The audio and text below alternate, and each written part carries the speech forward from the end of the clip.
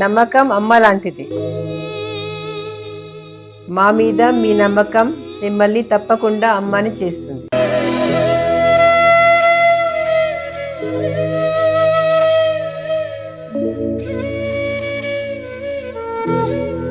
నేడు ఎంతో మంది మా మీద నమ్మకంతో అమ్మాయారు.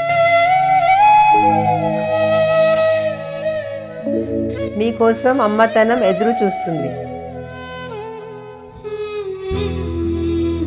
వివరాలకు సంప్రదించండి. Kiran infertility centre, Hyderabad, Bengaluru, Chennai, Delhi. మనం ఈరోజు చెప్పుకోబోయే టాపిక్ శత్రువులు మనకి పెరుగుతూ ఉంటారు. సో ఆ శత్రువులు మనం జన్మించిన లగ్నాన్ని బట్టి, మనం పుట్టినటువంటి నక్షత్రాన్ని బట్టి, మనకి పూర్వజన్మలో ఉన్నటువంటి కర్మలను బట్టి రుణము, రోగము, శత్రువులు ఏర్పడుతూ ఉంటారు. మరి ముందుగా మీరు మేష లగ్నంలో పుట్టారనుకుందాం. తులవారికి గనక చూసుకున్నట్లయితే తులా లగ్నము లేదా తులా రాశి, అందులో ప్రధానంగా తులే చూసుకోండి. అయితే ఈ తులవారికి పూర్వజన్మ కర్మ ఏ రూపంలో ఎంటర్ అవుతుంది, అలాగే మీరు ఎటువంటి దానాలు ఇస్తే బాగుంటుంది, ప్రధానంగా ఇవన్నీ కనుక చూసుకున్నట్లయితే ఏ దేవత కూడా అనేటువంటిది ఉంటుంది. అయితే ఇక్కడ ఈ యొక్క అంశాలు చెప్తుంది నేనైనప్పటికీ చెప్పిస్తుంది సాక్షాత్ లలిత అమ్మవారిగా భావిస్తూ, ప్రధానంగా మీకు ఏంటంటే కమ్యూనికేట్ చేసేటువంటి విషయంలో గురువులతోని లేదా మీరే ఒక గురువుగా ఉన్నారు, లేకపోతే ఇక్కడ ఎందుకంటే గురువు ప్రధానంగా ఈ 3rd and 6th లార్డ్షిప్ రావడం వల్ల మీ లగ్నానికి బాగా పాపవుతాడు. చంద్రుడు అవ్వడికి, మన బుధుడు అవ్వడు, ఇక్కడ 9వ అధిపతి అవ్వడు. కానీ 9వ స్థానంలో కనుక గురువు ఉంటే మరింత ఎక్కువ పాప ఫలితాలు ఇస్తాడు ఇక్కడ ఈ తులా లగ్నం వారికి. కాబట్టి మీరు ఏం చేయాలి, ఎవరితోనైనా మీరు ఎవరికైనా మధ్యవర్తిత్వంగా వెళ్ళడం, అప్పు ఇచ్చే విషయంలో మధ్యవర్తిత్వంగా ఉండి అప్పుల విషయంలో ఉండడం, లేదా ఒక్కొక్కసారి మనం వాళ్ళకి ఏదో ఫేవర్ చేద్దామని వెళ్ళి, మనం ఏదో ఒక మంచి గైడ్ చేద్దాం, మంచి ఫేవర్ చేద్దామని వెళ్ళి మనం ఇరుక్కోవడం జరుగుతూ ఉంటుంది తులాలగ్నం వారికి. బట్ తులాలగ్నంలో ఉండేటువంటి బ్యూటీ ఏమిటి అంటే వాళ్ళలో ఒక బ్యాలెన్సింగ్ మైండ్ చాలా చక్కగా ఉంటుంది. ఏ విషయాన్నైనా కూడా చాలా చక్కగా బ్యాలెన్స్ చేసుకోగలుగుతారు, విషయాలను చాలా అంటే చాలా బాగా చేసుకోగలుగుతారు, అందులో ఎటువంటి సందేహం లేదు. కాకపోతే ఈ ఒక్క విషయం దగ్గరికి వచ్చేసరికి పూర్వజన్మ కర్మ కదా, కాబట్టి ఇలా అవుతుంది. సమ్ టైమ్స్ అధికారులతోని మరియు తండ్రి వరుస వాళ్ళతోని, తండ్రితోని సమ్ టైమ్స్ తులవారు చేసే పెద్ద బ్లండర్ మిస్టేక్ ఏంటంటే ఏదో పెద్ద మొత్తంలో డబ్బులు వచ్చేస్తాయి, ఒకటేసారి నేను నైట్ ఒక స్టార్ అయిపోతానని, దీంతో కూడా ఒక్కోసారి రాంగ్ స్టెప్స్ పడుతూ ఉంటాయి. సడన్గా ఎవరికో డబ్బులు ఇవ్వడం, లేకపోతే ఇట్లాంటివన్నీ రాంగ్ స్టెప్స్ పడుతూ ఉంటాయి. కానీ వీళ్ళు ఏం చేయాలి, శనగలు, గోధుమలు దానంగా ఇవ్వాలి. గోవులకి అరటికాయలు అండ్ గోధుమలు దానంగా ఇస్తూ అరటికాయలు అండ్ గోధుమ రవ్వ తినిపించండి. దానమేమో శనగలు, గోధుమలు, అరటికాయలు, గోధుమ రవ్వ తినిపించవచ్చు గోవులకి. అండ్ అలాగే ఇంకొక విషయం ఏంటంటే మీరు వీలైనంత మట్టుకు అధికారులతో మాట్లాడేటప్పుడు, టీచర్స్తోని లేదా పౌరహిత్యం చేసేవాళ్ళు, స్పిరిచువల్ రంగాల్లో ఉండేవారితో మాట్లాడేటప్పుడు, వాళ్ళతో రిలేషన్స్ పెట్టుకునేటప్పుడు, వాళ్ళతో కమ్యూనికేట్ చేసేటప్పుడు జాగ్రత్తగా కనుక ఉండగలిగితే, అందులో ప్రధానంగా గురు ఆదివారాలు మరింత బాగుంటుంది. అయితే ఇక్కడ ఏంటంటే ఒక్కొక్క లగ్నానికి కొన్నిసార్లు 6th హౌస్ అయితే, కొన్నిసార్లు 11th హౌస్, కొన్నిసార్లు 2 హౌజెస్ అని చెప్పాను. ఇక్కడ 6వ అధిపతి అయితే డైరెక్ట్గా మనం లగ్నం నుంచి లెక్క పెట్టుకుని 6వ స్థానం ఎవరో దానికి దానం ఇచ్చేస్తాము. 11వ స్థానం అయితే 11వ అధిపతి ఎవరో దానాన్ని ఇస్తాము. అయితే ఇక్కడ మెయిన్ పాయింట్ ఏంటంటే ఇది లగ్నం నుంచే చూసుకోండి. లగ్నము తెలియదు అనుకునేటువంటి వారు రాశి జోలికి వెళ్ళొచ్చు, అందులో ఎటువంటి సందేహం లేదు. అయితే ఇక్కడ ఇప్పుడు ఒక్కొక్క గ్రహం వల్ల కూడా ఒక్కో రకంగా వస్తూ ఉంటుంది. ఇప్పుడు రవి ఉండి పాడయ్యాడు అనుకోండి, తండ్రి మూలంగానే రుణము, తండ్రి మూలంగానే అప్పులు.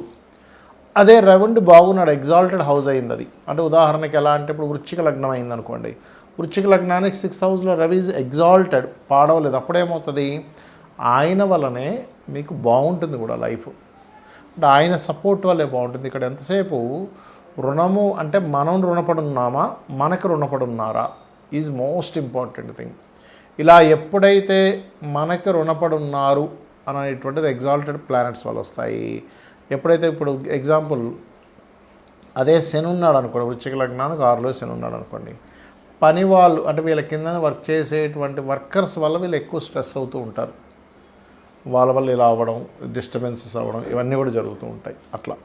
అయితే ఇక్కడ ఏంటంటే మెయిన్గా గమనించవలసినటువంటిది, ఇక్కడ ఎప్పుడైతే మీకు రవి ఉండి పాడయ్యాడు అప్పుడు గోధుమలు దానంగా ఇవ్వండి.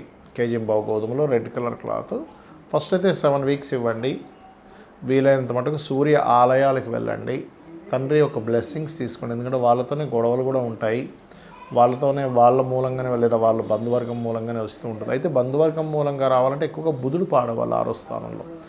6లో కానీ 11లో కానీ బుధుడు పాడైతే అది 11వ స్థానం కూడా పాపైతే, శుభుడైతే కాదు, పాపై పాడైతే కనుక ఖచ్చితంగా బంధువర్గాలు అప్పుల వల్లే వస్తూ ఉంటాయి. అప్పుడు ఏంటి, పెసలు ఇవ్వండి. ఒకవేళ చంద్రుడు పాడయ్యాడు, 6వ స్థానంలో ఉన్నాడు లేదా 11వ స్థానంలో ఉండి పాడయ్యాడు, అప్పుడు బియ్యము దానంగా ఇవ్వండి. ప్లస్ గోవులకి కాస్త మీరు ముల్లంగి తినిపించండి, ఖచ్చితంగా బాగుంటుంది. అలా కాకుండా కుజుడు పాడయ్యాడు అనుకోండి, కుజుడు ఎక్కడ పాడవుతాడు, కర్కాటకంలో పాడవుతాడు. అంటే కుంభలగ్నం వాళ్ళకి అవుతుంది కుజుడు మెయిన్గా పాడవడం, లేదా పాపగ్రహాలతో కలిసి ఉంటే అది ఎనీ లగ్న 6th హౌస్లో కనుక పాపగ్రహాలతో కలిసి ఉన్నాడు కుజుడు, దాన్ని ఆటోమేటిక్గా పాడైనట్టు అర్థం. ఒక్కొక్కసారి డైరెక్ట్గా కలవు గ్రహాలు, ఇండైరెక్ట్గా ఒక్కోసారి. ఎలా అంటే ఇప్పుడు కుంభలగ్నం వారికి సర్వసాధారణంగానే మనకి ఈ చంద్రుడు 6వ అధిపతి అవుతాడు, సో చలితో ఉంటుంది.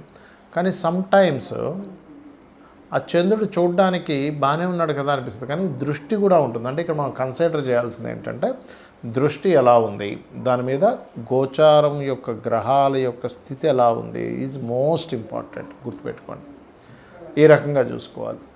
అదేవిధంగా మరొక విషయం ఏంటంటే ఇక్కడ గమనించినట్లయితే ఈ చంద్రుడు మరియు అదేవిధంగా ఏదైతే బుధుడు ఉంటాడో, చంద్రుడు ఉన్నాడో, ఇందాక చెప్పినట్టుగా బంధువర్గం వారు అండ్ అట్లాగే పెసలు దానంగా ఇవ్వడం, బియ్యం దానంగా ఇవ్వడం చేయాలి. ఒకవేళ సమ్టైమ్స్ గురువు ఉంటాడు పాడైపోయి, అది కూడా ఇప్పుడు మకర రాశిలో గురువు అనుకోండి నీచబడ్డాడు, లేదా గురుచండాల యోగంలో లేదా పాపగ్రహాలతో ఉన్నాడు, అప్పుడు గురువు పాడయ్యాడని అర్థం. అప్పుడు ఏం చేయాలి అంటే సింపుల్గా ఏం లేదు. ఇక్కడ మీరు ఏంటంటే ఇలా ఉన్నప్పుడు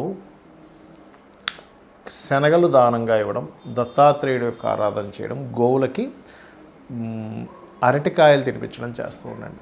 అదేవిధంగా శుక్రుడు అనుకోండి, స్త్రీల ద్వారా వస్తూ ఉంటుంది ఎక్కువగా ఇబ్బంది, శత్రుత్వాలు కానీ సుఖ వ్యాధులు రావడం కానీ జరుగుతూ ఉంటుంది. అలాంటప్పుడు బొబ్బర్లు దానంగా ఇవ్వండి. సమ్టైమ్స్ శని వల్ల వచ్చినప్పుడు మాత్రం ఇది ఎక్కువగా రోగం మీద ఎఫెక్ట్ చూపిస్తుంటుంది. హెల్త్ బాగోలేదు, హెల్త్ వల్ల ఇబ్బంది పడ్డాము, హెల్త్ వల్ల ఎక్కువ స్ట్రెస్ అవుతున్నాము, ఇటువంటివన్నీ కూడా మీరు చూస్తూ ఉంటారు. ఇక రాహు గనకైతే కనబడదు, రీజన్ తెలియదు, రీజన్ అర్థం కాదు, కాబట్టి అట్లా ఉంటుంది. అండ్ అలాగే మరొక విషయం ఏంటంటే ఇక్కడ గమనించినట్లయితే కేతు గనకైతే కూడా, రాహుకేతులు ఇద్దరు కూడా అంటే సస్పీషియస్గా ఎవరు చేస్తున్నారో అర్థం కాదు, శత్రుత్వం అట్లా ఏర్పడుతుంది. అలాంటప్పుడు మీరు రావి చెట్టు చుట్టూ ప్రదక్షిణాలు చేసుకోవడము, రాహుకేతువుల దగ్గర దీపారాధన చేయడము, ఒకవేళ కేతువు ద్వారానే మీకు ఇబ్బంది వస్తుంది అన్నప్పుడు పర్టికులర్గా గణపతి ఆలయాలకు వెళ్ళడము, ముఖ్యంగా మనకి కాణిపాకం ఉంది, కాణిపాకం వెళ్ళడం, ఇటువంటివి చేస్తూ ఉండాలి. ఈ రకంగా కనుక మీరు చేస్తున్నట్లయితే ఖచ్చితంగా ఈ శత్రు బాధల నుంచి తప్పించుకోగలుగుతారు. బికాజ్ ఆఫ్ మనకేంటంటే మన చుట్టూనే శత్రువులు వస్తారంటే ఎలాగ తండ్రి, తల్లి, బంధువర్గం రూపంలో, ఫ్రెండ్స్ రూపంలో, కొలిక్ రూపంలో మనం వాళ్ళకి రుణపడి ఉన్నాం, వాళ్ళతో మనం పూర్వజన్మలో శత్రుత్వాలు పెట్టుకున్నాం, ఆ శత్రుత్వం తీర్చుకోవడానికి వచ్చారు. దీన్ని మనం గొడవ పెట్టుకోకూడదు, దాన్ని అర్థం చేసుకొని వీలైనంత మట్టుకు చర్చలతో తగ్గించేసుకోవాలి. అప్పుడే ఈ రెమెడీ చేసుకోవడం ద్వారా మీకు ఈ ప్రాబ్లమ్స్ అనేటువంటివన్నీ కూడా క్లియర్ అవ్వడం జరుగుతుంది, గుర్తుపెట్టుకోండి. సమ్ టైమ్స్ కొంతమందికి దానం ఇవ్వలేని పక్షంలో గోవుకి తినిపించవచ్చు, అయితే నువ్వులు మాత్రం తినిపించొద్దు, నువ్వుల ప్లేస్లో బెల్లము తినిపించవచ్చు. కొన్నిసార్లు తల్లిదండ్రులు ఇవ్వచ్చు ఈ దానాలు పిల్లల విషయంలో. అంటే పిల్లలకి హెల్త్ ఇష్యూ బాగాలేదు, తల్లిదండ్రులు ఇవ్వచ్చు. పిల్లలకి శత్రుత్వాలు పెరుగుతున్నాయి, తల్లిదండ్రులు ఇవ్వచ్చు. బట్ ఇక్కడ ఏంటంటే దీనికి మంత్రం కూడా ఉంటుంది. ఓం కర్పూర వీటి కామోద సమాకర్ష దిగంతరాయ నమః అని చేసుకోండి. అదేవిధంగా తూర్పు వైపు, ఇంట్లో లైట్ గ్రీన్ కలర్ తూర్పు వైపు వేసి అక్కడ రాముడి యొక్క పట్టాభిషేకం బొమ్మ గనక పెట్టినట్లయితే ఖచ్చితంగా మీకు ఈ శత్రు సంబంధించిన విషయాలని కూడా తగ్గుతాయి. శ్రీమాత్రే నమః.